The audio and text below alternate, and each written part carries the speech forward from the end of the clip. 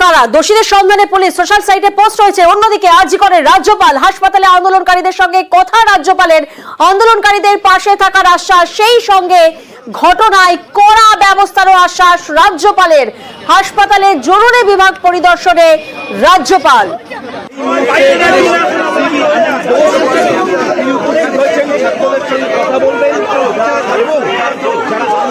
They attacked us, but the police, we repeatedly called them, but no help from police.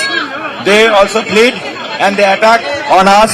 They attacked on the emergency ward. They attacked on the trauma care building. They attacked on the ENT floor. We also suspect there is a motivation to attack on the seminar room and to destroy the crime place. We are really afraid and terrorized by yesterday's situation. You have seen in the media, obviously, almost 5,000 to 6,000